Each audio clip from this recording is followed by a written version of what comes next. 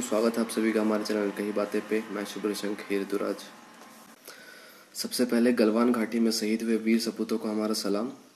हमारा आज का कविता शहीदों को समर्पित है, उनके घर वालों को समर्पित है, भारत माता को समर्पित है, हिंदुस्तान को समर्पित है। हमारी आज की कविता एक वीर जवान के पत्नी के भावों को स्पष्ट करती है, व्यक्त करती है। और ये कविता उस वक्त की है जिस वक्त उसको कॉल आने वाला होता है कि उसका पति शहीद हो चुका है देश के लिए। तो वो जो पीड़ा होती है उस वक्त की, उस पीड़ा को दर्शाया गया हमारे आज की कविता में। तो देखो ये कविता और लाइक, शेयर और सब्सक्राइब भी करना मत भूलना।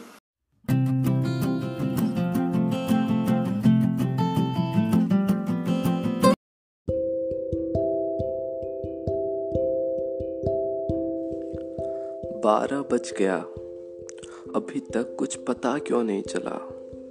सुबह से एक तुलसी पत्ता ही तो लिया है, कुछ करने का हिम्मत ही नहीं हो रहा। कोई कॉल या दरवाजे पर दस्तक ऊपर से नीचे तक सेहरा देता है। जी करता है भगवान से अपनी उम्र के बदले उनकी उम्र मांग लूं।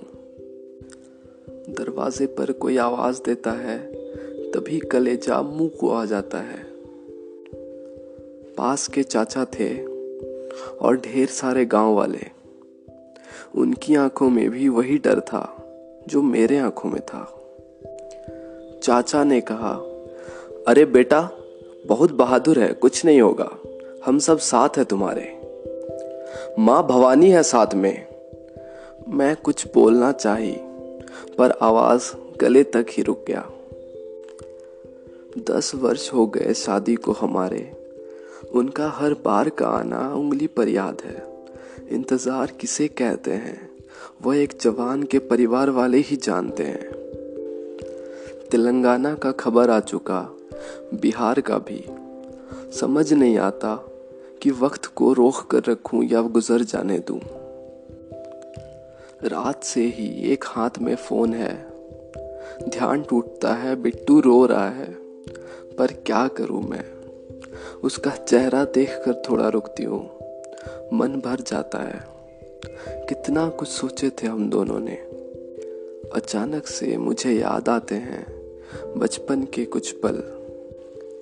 15 अगस्त और 26 जनवरी के झांकियों में भारत माता बनना और सबसे ऊपर होकर झंडा फहराना, वह याद सजीव हो चुका है। लग रहा है जैसे भारत माता सामने ही है। मेरे रोंगटे खड़े हो रहे, मैं ध्यान भटका देती हूँ। टीवी पर भी यही सिलसिला चल रहा है।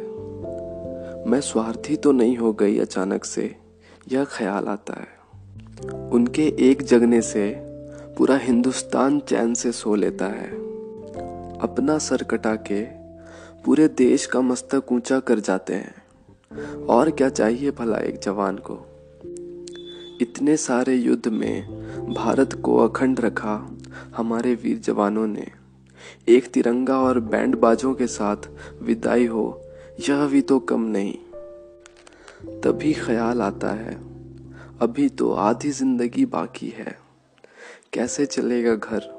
विचलित होती हूँ, तभी भारत माता हाथ थाम लेती है, मैं हूं ना तुम्हारे साथ।